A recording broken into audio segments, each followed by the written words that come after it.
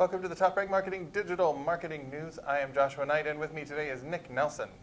First time on the show, happy to be here. It'll probably be the last time, not because he's going to do a terrible job, but because, actually, I'm sorry, we're going to have to let you go. Oh, okay. No, actually, but stay around for this at least, and you guys should stick around too, because we have some news that we'd like to talk about from this week's marketing, kind of a roundup of what's going on in marketing. First off, marketers are seeing audience targeting as their top search strategy for paid search. This was a survey that was conducted by Mondo to see how marketers view paid search and what their goals are, what tools they're using. 30% of all ad clicks are coming from audience-targeted ads, so it makes sense that that is one of the top paid strategies. Rounding out that top three are keyword targeting and remarketing, strategies that you might use in paid search. One thing I thought was interesting in this research, and you'll have to click through in the blog post to see all of the research because that's how we roll here. But I thought it was interesting, marketers are optimizing more for the visual search than for the voice search. Yeah. So we hear so much about voice search, but people are kind of leaning into that visual, it seems like. It seems like the voice search is a little more ambiguous to everyone still. Visual, you can see it, right? You know, I mean, we can It's right there. That's simple. It's just right there. Yeah. Cool. Also, big news, AR ads coming to Facebook news feeds this fall. Ads. Augmented reality. Of course, my experience with it is mostly limited to Pokemon Go, but I think that game and the popularity speaks to the potential. So speaking of games, Facebook will also be launching polls and playable ads for game downloads. And research shows right now that about 60% of ad spend across Facebook and Instagram is going into the Facebook feed. So that's a pretty big chunk right there. So it's good to have a few more options for trying to get some eyeballs in the feed. That can be a little contentious, that real estate right there.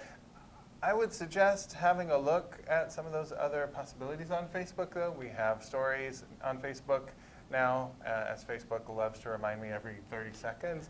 But stories on Instagram are becoming a huge thing for advertisers. So if you're fighting for that visibility in the feed, maybe time to give the old Graham a try. Yeah, definitely. Or you could get back into Twitter. Segue. Because Love it. Twitter they have a major new feature that I am enjoying playing with. They have turned their lists that you can make into alternate timelines. Sadly, not ones that you can visit where, like mankind evolved from dinosaurs, but alternate timelines that you can swipe between, just like you're doing Tinder. Like, I reject this list of marketing thought leaders, I accept this one.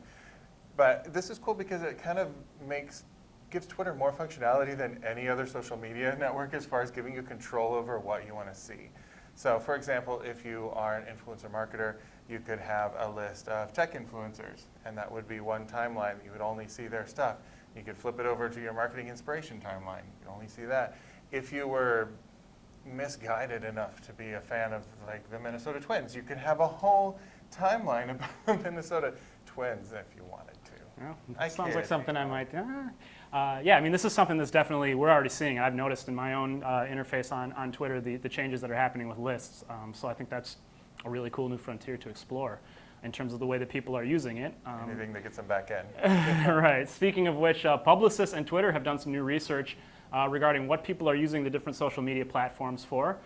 They found that 81% of Twitter users say that the primary purpose is to keep up with the world around them, which I think makes sense. The constant live feed, terrifying basically. news, yeah. Lots of stuff happening in the world right now.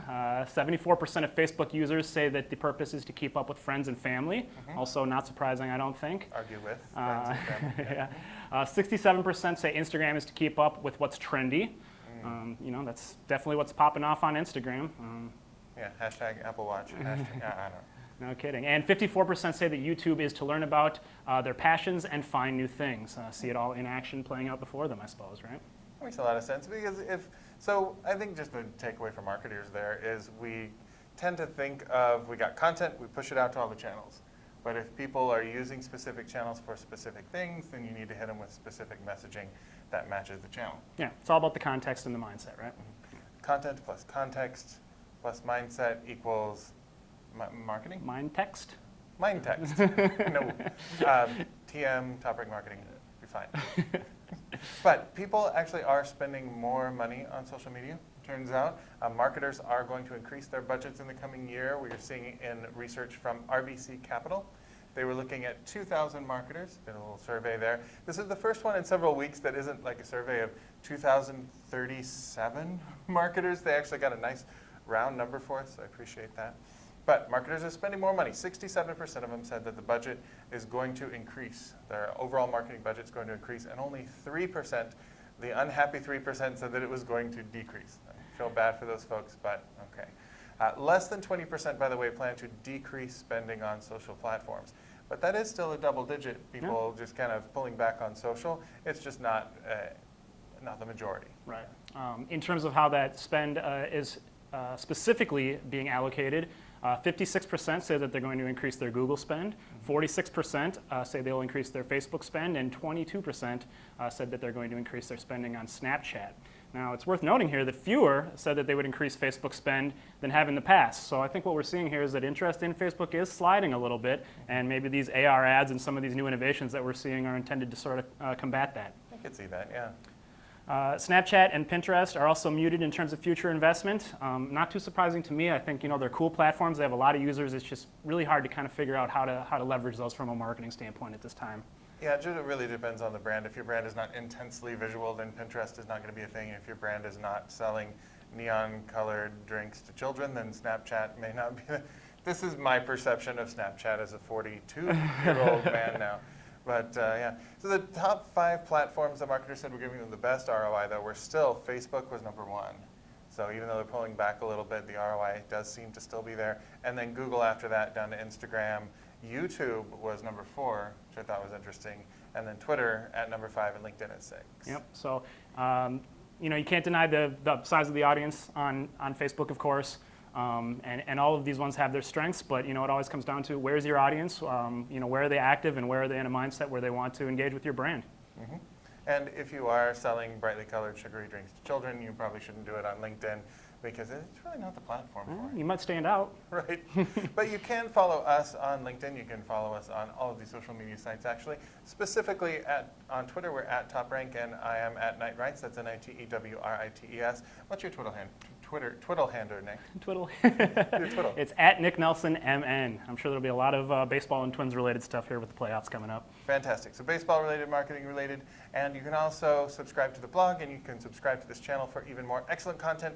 And thank you for tuning in. We'll see you next time. Yep, see you.